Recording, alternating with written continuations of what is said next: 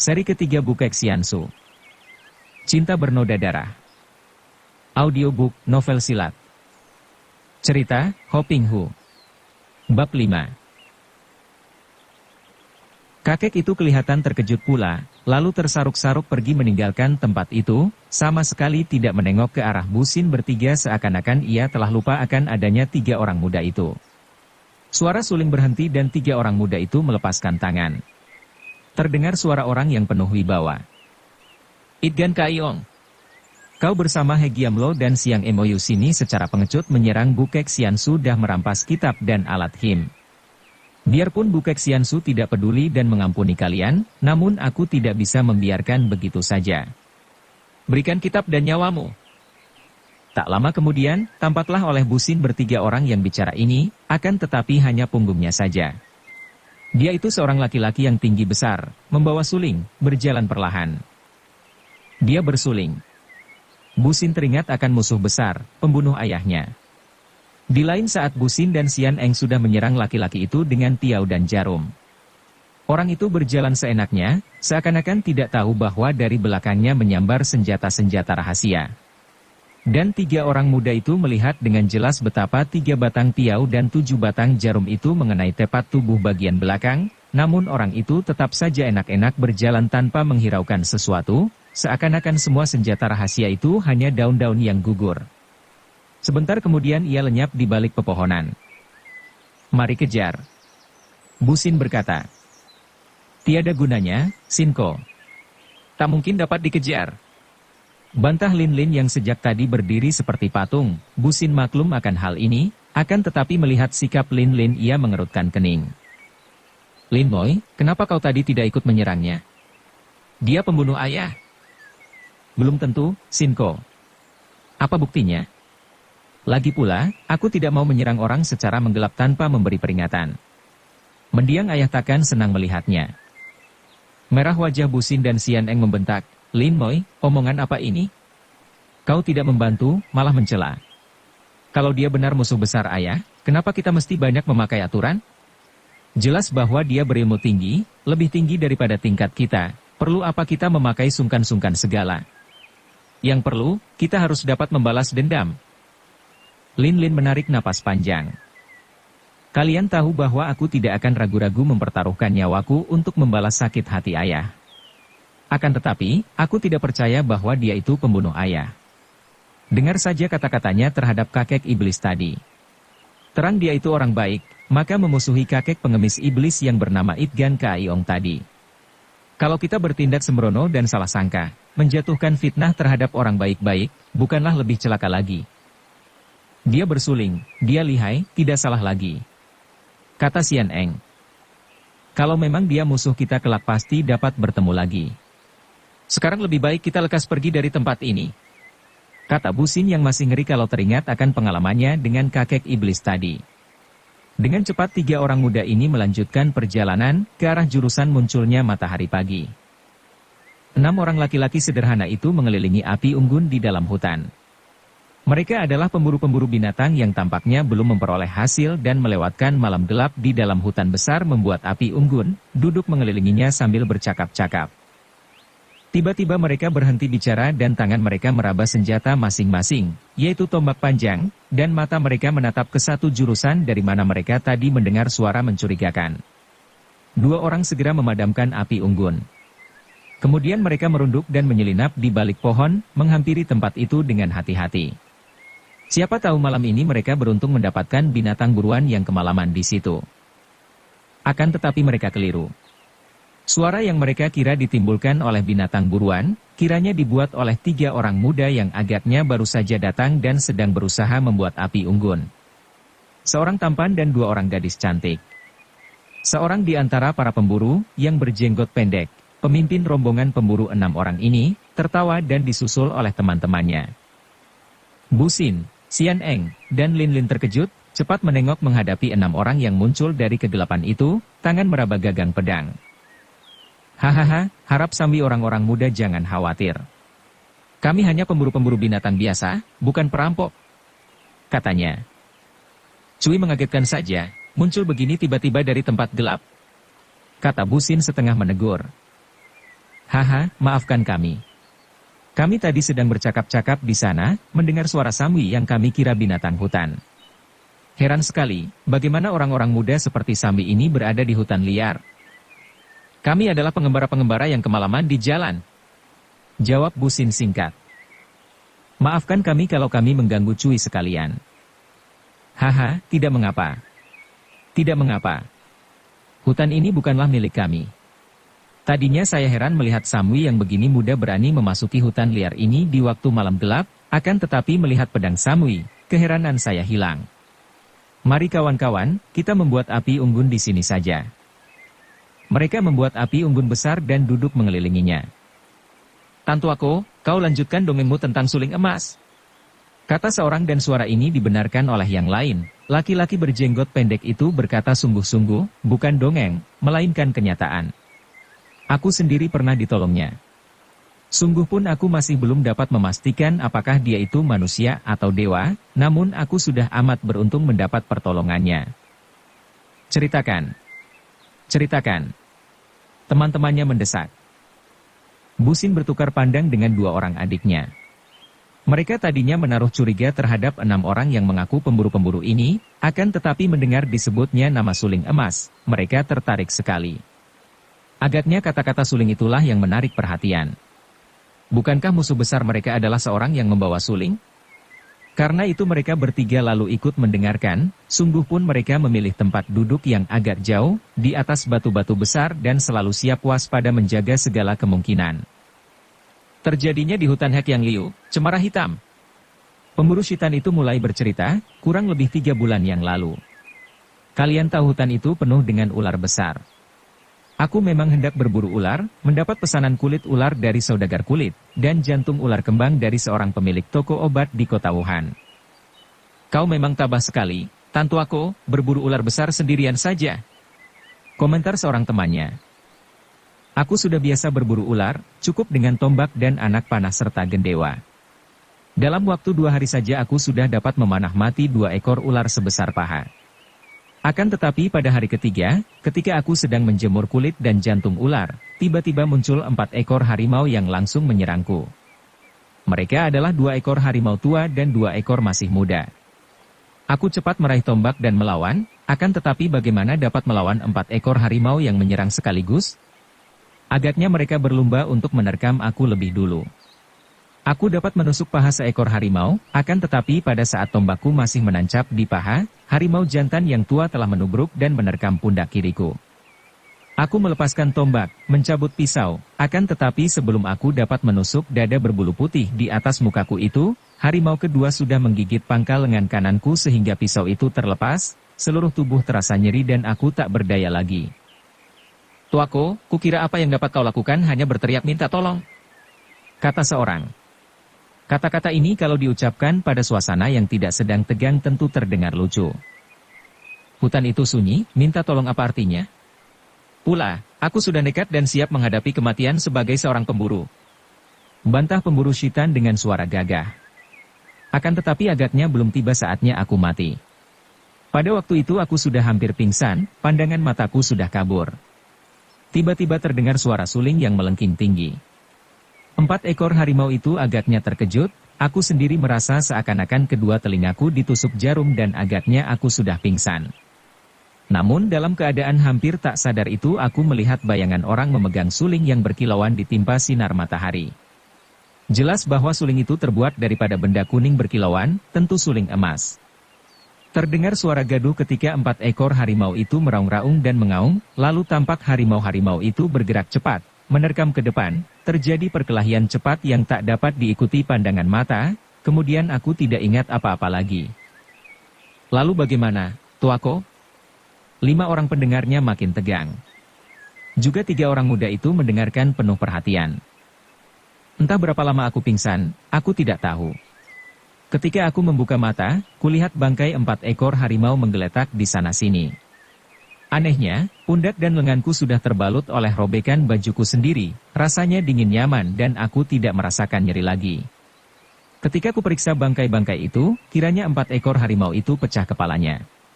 Wah, aku pesta besar, tidak saja karena mendapat daging harimau yang menguatkan tubuh, juga mendapatkan 4 lembar kulit harimau yang utuh dan indah. Mau aku mengalami hal itu sekali lagi kalau hadiahnya demikian besar. Jadi yang menolong itu adalah suling emas, pendekar ajaib yang seringkali kita dengar namanya namun belum pernah menampakkan diri kepada orang lain itu? Agaknya begitulah. Siapa lagi kalau bukan dia yang dapat membunuh 4 ekor harimau tanpa merusak kulitnya? Siapa lagi pendekar yang membawa suling emas kalau bukan si suling emas?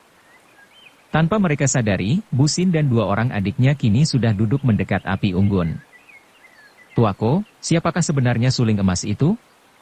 Apakah dia itu seorang pendekar yang suka menolong orang? Ataukah dia seorang penjahat yang suka membunuh orang? Tiba-tiba Busin bertanya. Siapa yang tahu, anak muda? Sepak terjang seorang ajaib seperti dia itu tak dapat diketahui orang. Tentang pembunuh, agaknya dia memang suka membunuh. Pernah aku mendengar betapa gerombolan perampok di muara sungai Yangtze sebanyak 30 orang lebih semua terbunuh olehnya. Kabarnya dia pernah menggegerkan dunia Kang Ou dengan membunuh 2 orang tokoh Xiao Limpai. Heran betul, membunuh perampok-perampok itu adalah pekerjaan pendekar akan tetapi 2 orang Hueshio Alin dari Xiao Limpai, kenapa dibunuhnya? Kata seorang pemburu yang berhidung besar. Juga ketika terjadi geger di kota raja karena hilangnya burung hom mutiara milik permaisuri, orang-orang mengabarkan bahwa suling emas yang mencurinya. Ada yang bilang dia itu sudah tua sekali, seorang kakek yang pakaiannya seperti seorang pelajar kuno. Betulkah ini, Tantu aku? Ketika kau ditolongnya, orang macam apa yang kau lihat? Aku hampir pingsan dan gerakannya secepat kilat, hanya bayangannya saja yang kulihat. Tapi ada yang mengabarkan bahwa dia itu masih amat muda, seorang pemuda yang pakaiannya seperti pelajar. Yang sama dalam berita angin itu hanya tentang pakaiannya. Tentu dia seorang pelajar. Suka menolong orang, suka pula membunuh, suka mencuri. Macam-macam suara para pemburu ini yang mengemukakan masing-masing, akan tetapi jelas bagi Busin bahwa tak seorang pun di antara mereka tahu akan hal yang sesungguhnya. Diam-diam ia berpikir. Betulkah pembunuh orang tuanya adalah suling emas ini? Dan orang yang muncul dengan sulingnya, yang agaknya ditakuti Itgan Kaiong, apakah dia itu suling emas? Pakaiannya memang seperti pakaian pelajar, tapi berwarna hitam. Tentang wajahnya, ia pun tak dapat melihatnya karena orang itu membelakanginya.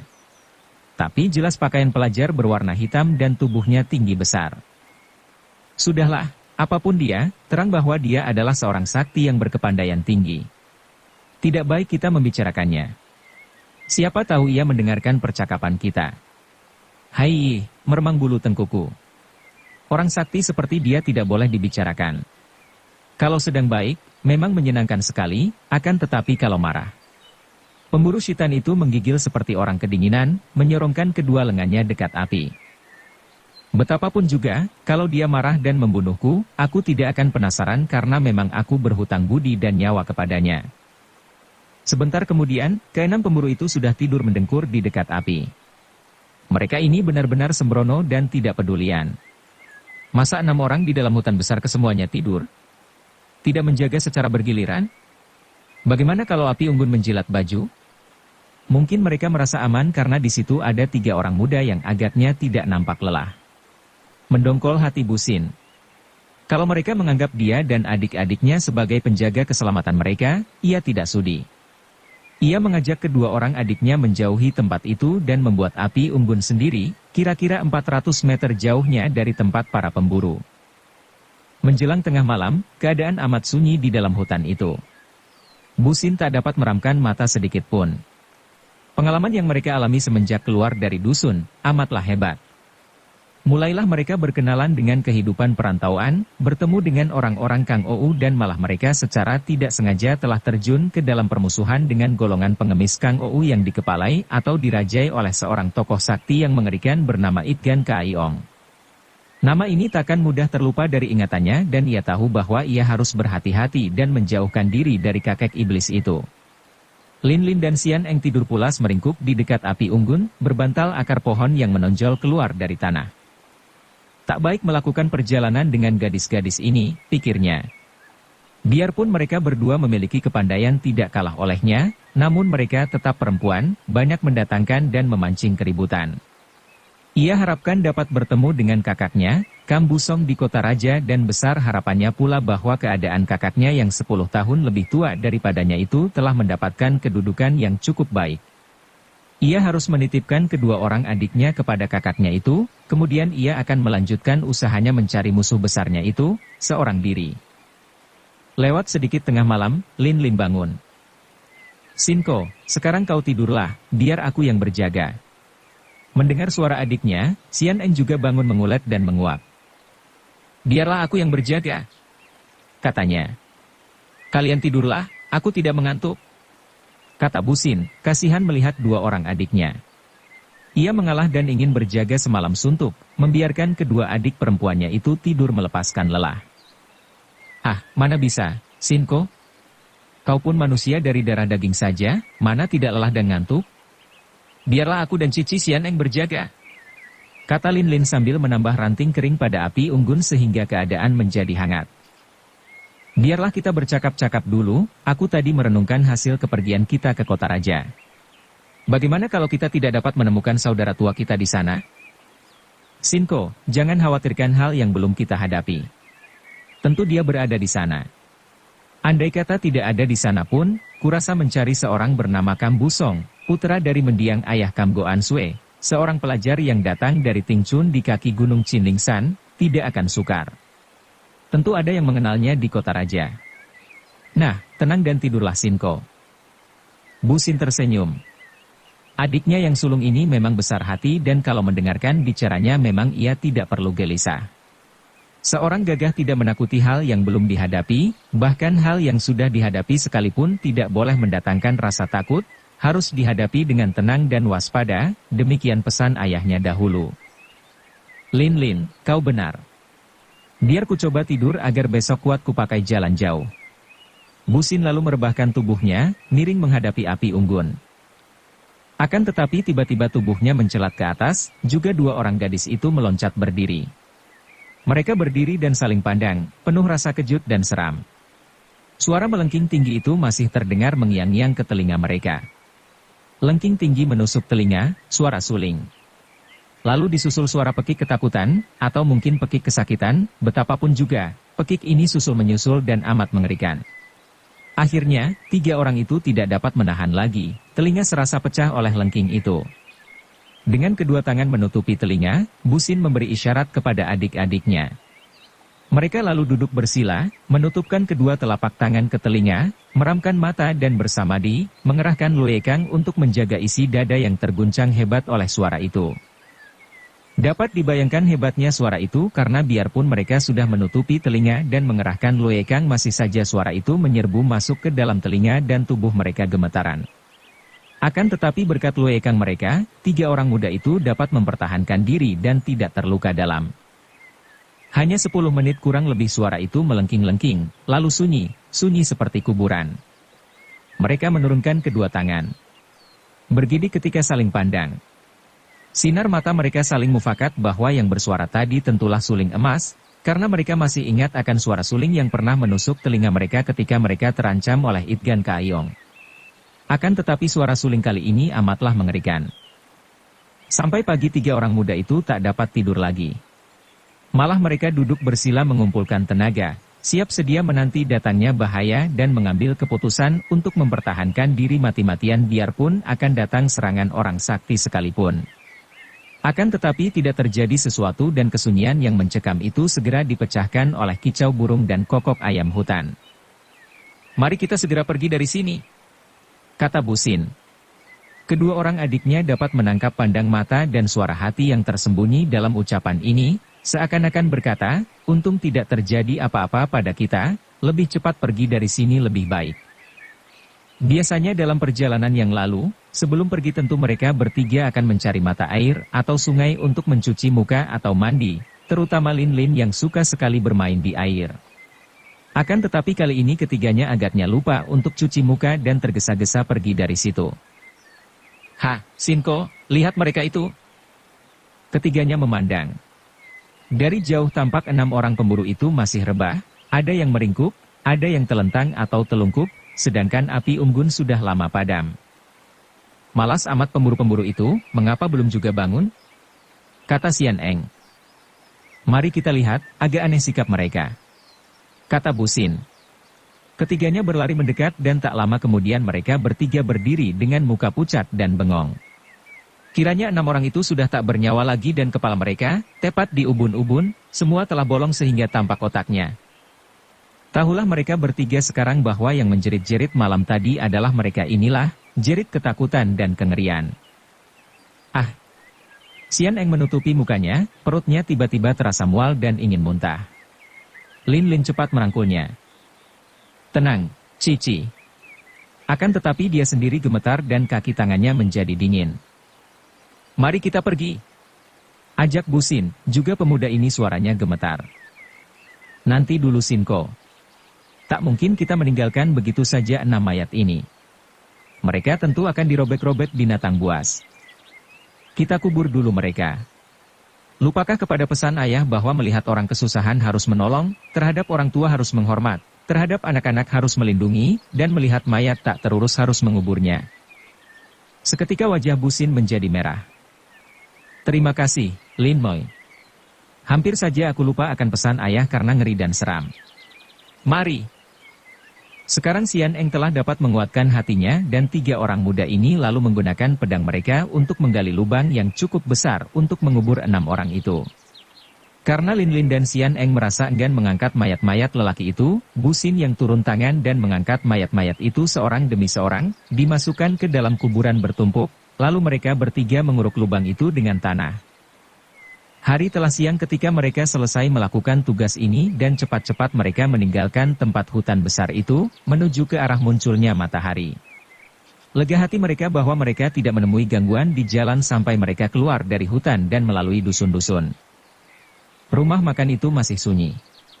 Agaknya hari masih terlampau pagi untuk makan. Busin dan 2 orang adiknya sudah amat lapar. Maklum semalam berjalan terus di bawah sinar bulan. Asap berbau sedap yang melayang keluar dari dalam dapur rumah makan menyerang hidung, membuat mereka tak dapat menahan lapar lagi. Hanya ada 2 meja yang dihadapi tamu. Kebetulan agaknya, 2 meja itu adalah meja di ujung kiri dan meja di ujung kanan. Yang sebuah dihadapi seorang laki-laki berjenggot panjang, 40-an tahun usianya, duduk bersunyi sendiri. Meja kedua dihadapi 2 orang, agaknya suami istri, kurang lebih 30-an tahun. Sikap kedua orang ini gagah, baik si suami maupun si istri. Mereka duduk berhadapan, makan bubur panas-panas dengan sumpit, cepat sekali seakan-akan mereka tergesa-gesa. Di punggung mereka tergantung gagang 2 buah senjata.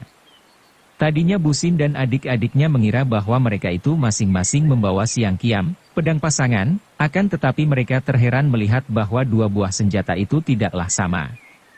Sebuah pedang dan sebilah golok. Busin dan 2 orang adiknya belum sempat memilih tempat, karena pada saat mereka memasuki ruangan depan rumah makan itu, tiba-tiba terdengar bentakan keras. Pencuri-pencuri bangsa Houhan hendak sembunyi kemana kalian? Muncullah 4 orang laki-laki yang nampak gesit-gesit dan kuat, berlompatan ke dalam dan mereka segera mengurung suami istri itu.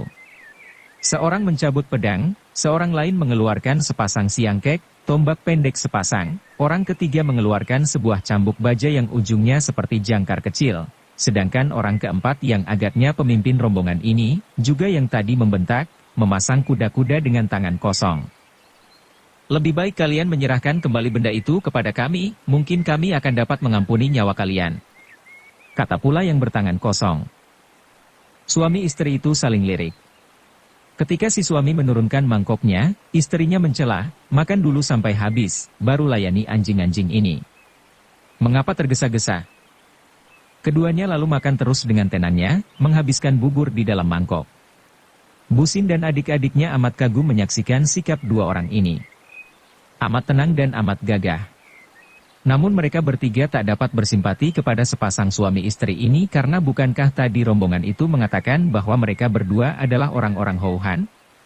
Berarti orang yang sekampung dengan Busin bertiga. Akan tetapi siapa tahu mereka itu adalah pembantu-pembantu dari kerajaan Houhan yang memusuhi mendiang ayah mereka? Keluarga Kam terkenal sebagai keluarga yang tidak mau tunduk kepada kerajaan Houhan, bahkan dianggap setengah pelarian. Suami istri itu sudah selesai makan. Tiba-tiba mereka bergerak dan 2 pasang sumpit di tangan meluncur bagaikan anak panah. 4 batang sumpit itu menyerang 4 orang yang mengurung mereka. Namun para pengurungnya juga bukan orang sembarangan. Dengan mudah mereka mengelak dan sumpit-sumpit itu menancap sampai separuhnya lebih pada dinding. Bagus. Pujian ini keluar dari mulut laki-laki jenggot panjang yang sejak tadi masih duduk di sudut, menghadapi meja dan tenang-tenang saja sambil makan daging goreng dan nonton adegan di depannya itu. Matanya bersinar-sinar, wajahnya berseri-seri, agaknya ia gembira sekali dapat makan sambil menikmati tontonan gratis ini. Melihat betapa sambitan mereka dengan sumpit-sumpit itu tidak mengenai sasaran, suami istri itu melempar mangkok kosong ke lantai sambil meloncat dan begitu kedua tangan mereka bergerak, kedua tangan mereka sudah mencabut senjata dan kini tangan kiri memegang pedang sedangkan tangan kanan memegang golok. Mereka membuat gerakan memutar dan sudah berdiri saling membelakangi siap dengan senjata di tangan. Cerdik mereka, pikir Busin yang menonton di dekat pintu. Suami istri itu berdiri berhadapan punggung, dengan kedudukan demikian mereka dapat mencegah serangan gelap dari belakang. Pertandingan dimulai tanpa kata-kata. 4 orang itu segera menyerbu, yang bersenjata pedang dan si pemegang siangkek mengeroyok si suami, sedangkan wanita itu dikeroyok oleh si pemegang cambuk dan yang bertangan kosong. Para pelayan rumah makan itu lari berserabutan keluar sambil berteriak-teriak ketakutan. Belakangnya siap dengan senjata di tangan. Cerdik mereka, pikir Busin yang menonton di dekat pintu. Suami istri itu berdiri berhadapan punggung, dengan kedudukan demikian mereka dapat mencegah serangan gelap dari belakang. Busin dan adik-adiknya menjadi kagum setelah pertempuran itu berlangsung seru. Kepandaian 4 orang itu cukup tinggi, apalagi yang bertangan kosong, akan tetapi gerakan mereka biasa. Sebaliknya, suami istri itulah yang mendatangkan kagum. Si suami bergerak dengan tenang, namun kedudukannya kokoh kuat seperti batu karang. Sebaliknya, istrinya lincah bukan main, berloncatan ke sana kemari seakan-akan seekor burung walet yang gesit, mendesak kedua orang lawannya. Pertempuran itu makin lama makin hebat dan tahulah Busin bertiga bahwa kepandaian mereka itu rata-rata lebih tinggi daripada tingkat kepandaian sendiri. Diam-diam ia merasa khawatir sekali dengan warisan ayahnya yang ia miliki, juga kedua orang adiknya, bagaimana mereka bertiga akan dapat merantau di dunia Kang Ou dan lebih-lebih lagi, bagaimana mereka akan mampu mencari dan membalas sakit hati orang tua mereka. Makin dekat dengan kota raja, agaknya makin banyak terdapat orang-orang yang kepandaian silatnya amat tinggi. Tiba-tiba nyonya muda itu mengeluarkan jeritan nyaring, tubuhnya melayang ke atas dan goloknya menyambar lawannya yang paling tangguh, yaitu laki-laki yang bertangan kosong. Pada saat itu cambuk dari lawannya kedua telah melayang dan melecut, dengan gerakan cepat sekali meluncurlah jangkar kecil runcing itu ke arah lehernya. Roboh dia. Lin Lin berseru perlahan. Sejak tadi perhatian Lin Lin terpusat pada wanita ini. Ia amat kagum karena maklum bahwa dalam ilmu silat, wanita itu jauh melampauinya, baik dalam permainan senjata maupun ilmu meringankan tubuh. Akan tetapi karena ia tidak tahu apa persoalannya maka terjadi pertempuran itu, hatinya tidak berpihak mana-mana. Betapapun juga, melihat ujung cambuk yang seperti jangkar kecil itu menyambar leher, ia berseru dengan hati tegang. Namun wanita yang masih meloncat di udara itu tiba-tiba menggerakkan pinggulnya dan seperti seekor ular hidup, sabuknya yang panjang itu melayang ke belakang dan ujungnya tepat sekali melibat ujung cambuk. Terjadi saling libat dari tarik-menarik sehingga jalannya pertempuran di pihak wanita itu agak kaku. Mendadak laki-laki berjenggot pendek yang duduk di sudut itu tertawa dan tahu-tahu tubuhnya sudah mencelat ke dalam gelanggang pertempuran. Busin dan 2 orang adiknya kaget sekali, tidak mengira bahwa laki-laki penonton yang aneh itu dapat bergerak secepat itu. Tahu-tahu laki-laki ini sudah mengulur tangannya membetot ujung sabuk dan cambuk yang saling libat sambil berkata, "Tidak ramai kalau begini. Hebat orang ini." Sekali renggut saja, libatan 2 macam senjata itu terlepas dan kelihatan tangan kirinya tadi bergerak cepat ke arah tubuh laki-laki yang dikeroyok dari belakang. Kemudian setelah cambuk dan sabuk terlepas, sambil tertawa terkekeh-kekeh laki-laki berjenggot ini sudah meloncat keluar dari tempat itu. Suami istri yang menghadapi pengeroyokan berat itu agaknya tidak begitu memperhatikan ikut campurnya laki-laki berjenggot, akan tetapi Busin yang sejak tadi memandang tajam, dapat melihat betapa tangan laki-laki berjenggot itu memegang sesuatu ketika tadi bergerak di belakang laki-laki yang dikeroyok. "Mari, ikuti dia," katanya perlahan memberi isyarat kepada Sian Eng dan Lin Lin. Ketiganya cepat meloncat keluar pula dan menyusup di antara banyak orang yang berkumpul dan menonton di luar rumah makan. Shinko, buat apa kita campuri urusan mereka? Lin Lin mencela, akan tetapi melihat Bu Xin dan Xian Eng sudah melompat keluar, terpaksa ia pun mengikuti mereka. Mereka membayangi si jenggot panjang itu dari jauh dan karena yang dibayangi hanya berjalan seenaknya, maka mudahlah bagi mereka untuk mengikuti terus. Akan tetapi setelah keluar dari desa itu, si jenggot panjang lalu lari dengan gerakan cepat. Bu Xin yang ingin sekali tahu siapa orang itu dan apa yang dicurinya tadi dari sepasang suami istri dari Houhan, mengajak adik-adiknya mengikuti terus. Menjelang sore mereka memasuki kota Anshui dan laki-laki itu setelah masuk kota kembali berjalan biasa. Kota Anshui cukup besar dan karena kota ini sudah termasuk wilayah kerajaan Sung, apalagi letaknya tidak jauh dari kota raja, maka keadaannya ramai dan di situ banyak terdapat rumah-rumah kuno dan besar milik orang-orang bangsawan. Orang berjenggot panjang itu akhirnya memasuki sebuah rumah besar yang di bagian depannya ditulis dengan huruf besar, Gedung Pangeran Suma.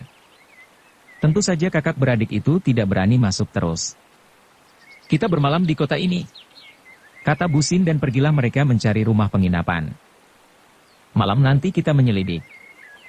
Setelah berada di kamar penginapan, Lin Lin kembali mencela, Shinko, kepergian kita bukankah untuk mencari kakak busong dan mencari musuh besar kita? Apa perlunya kita mencampuri urusan si jenggot tadi? Kau lihat sendiri, tadi dia mencuri sesuatu dari suami istri dari Houhan itu. Jawab kakaknya. Peduli apa kalau dia mau mencuri apapun juga? Apa sangkut pautnya dengan kita, Koko? Biarpun aku kagum kepada suami istri yang gagah itu, akan tetapi kita tidak mengenalnya dan tidak tahu apa yang menyebabkan mereka tadi bertempur, tidak mengenal pula siapa lawan-lawannya.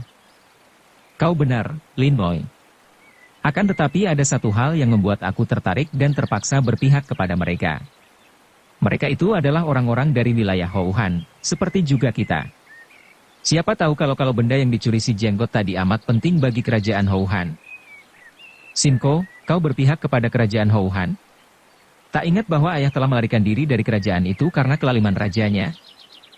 Waktu itu belum menjadi kerajaan, adikku. Ayah seorang setia dan tidak suka akan pemberontakan. Akan tetapi sekarang telah menjadi wilayah Houhan, aku tidak membela apa-apa, akan tetapi sedikitnya tentu berpihak kepada wilayah sendiri, bukan? Adik Lin, kalau takut, malam ini tidak usah ikut, tinggal saja di kamar. Biar aku dan Shinko sendiri yang pergi menyelidik. Kata Xian Eng yang tidak senang melihat kerewelan Lin Lin.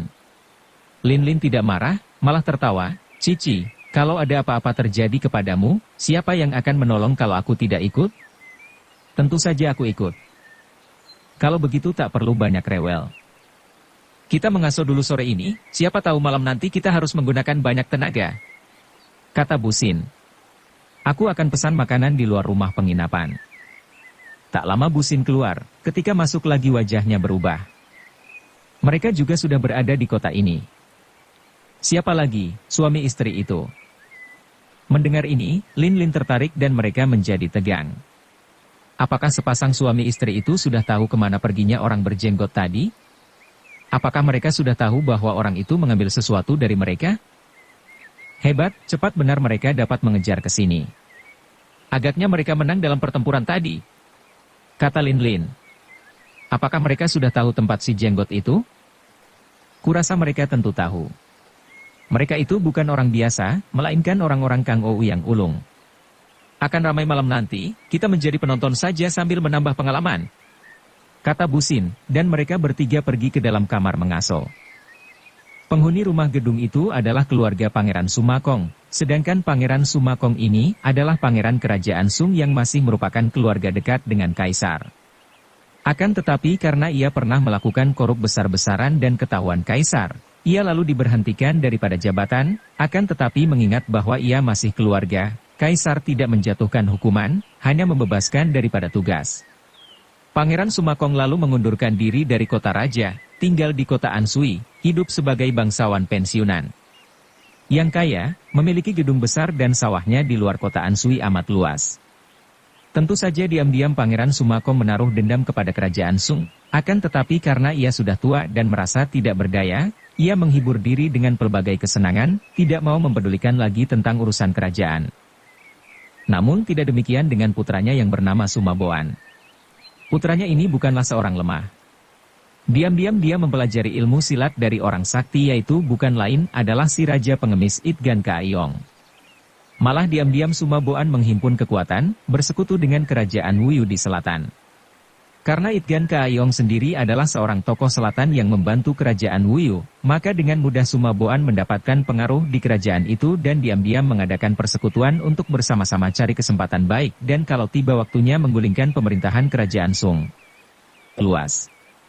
Tentu saja diam-diam Pangeran Sumakong menaruh dendam kepada kerajaan Sung, akan tetapi karena ia sudah tua dan merasa tidak berdaya, ia menghibur diri dengan pelbagai kesenangan, tidak mau mempedulikan lagi tentang urusan kerajaan.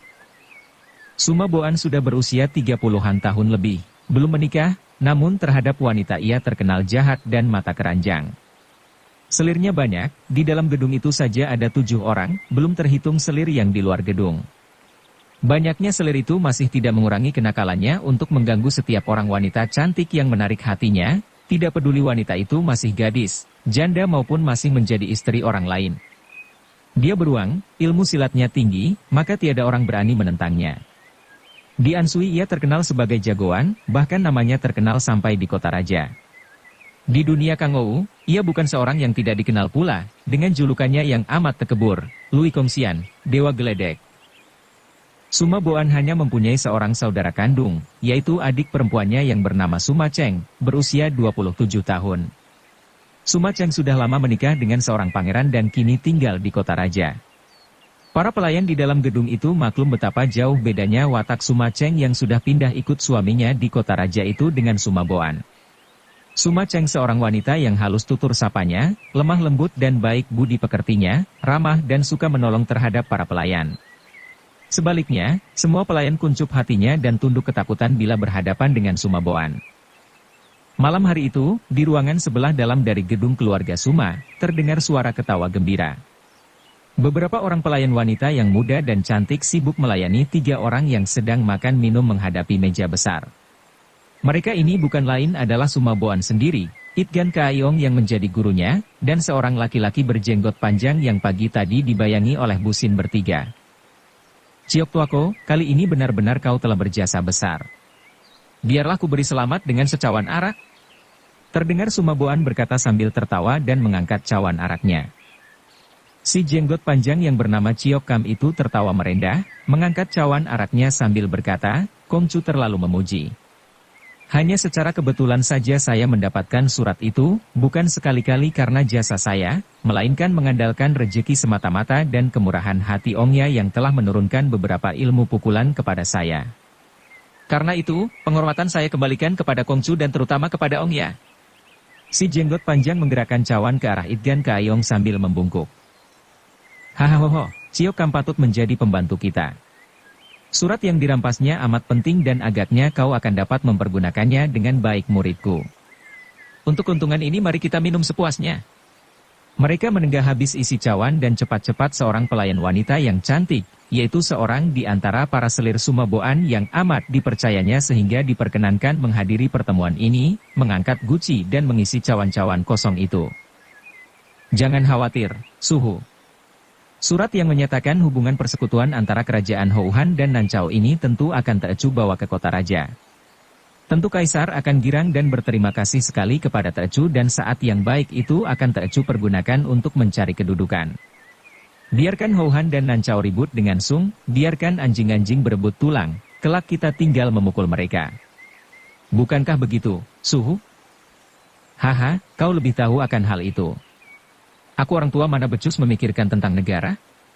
Kalau ada lawan yang tak sanggup kau hadapi, nah, serahkan kepadaku. Itulah bagianku. Hahaha. Siapakah orangnya di dunia ini yang dapat melawan Su? Agaknya orang itu harus dilahirkan lebih dulu. Bukankah begitu, Ciok Tuako? Betul-betul, kepandaian Ongya seperti malaikat langit, mengandalkan bantuan Ongya, tidak ada cita-cita yang takkan dapat tercapai. Jawab si jenggot panjang bernama Ciok Kam. Sementara itu, 3 bayangan berkelebat cepat sekali di atas genteng rumah besar itu. Mereka ini bukan lain adalah Busin, Sian Eng dan Lin Lin. Sambil mengerahkan ginkang, mereka dengan hati-hati sekali berloncatan di atas genteng. Di ruangan tengah mereka mendengar suara orang bercakap-cakap sambil tertawa. Lin Moy, kau menjaga di sini, aku dan cicimu mengintai, kata Bu Xin. Kakak beradik itu lalu menggunakan gerak tipu In Leong Hoan Sin, naga awan membalikkan tubuh. Tanpa mengeluarkan suara keduanya sudah berjungkir balik dengan kedua kaki tergantung pada ujung tembok genteng, tubuh bergantung kepala di bawah seperti dua ekor kelelawar. Lin Lin berjongkok di atas genteng, memandang kagum kepada dua orang kakaknya itu. Adapun Bu Xin dan Xian Eng dalam keadaan bergantung membalik itu melihat bayangan orang dari jendela, bayangan 3 orang laki-laki yang duduk sambil minum arak dan tertawa-tawa. Hahaha, tikus-tikus kecil macam itu perlu apa diributkan? Kalau tidak ingat akan sepotong uang perak, sudah lama mereka menjadi bangkai. Suara ini membuat Bu Xin dan Xian Eng kaget setengah mati. Kiranya itu adalah suara Ikan Kaiong. Dan mereka malah datang ke tempat itu, benar-benar seperti ular mendekati penggebuk. Bersambung ke bab 6. Dukung kami dengan subscribe, follow, like, komen dan share. Terima kasih.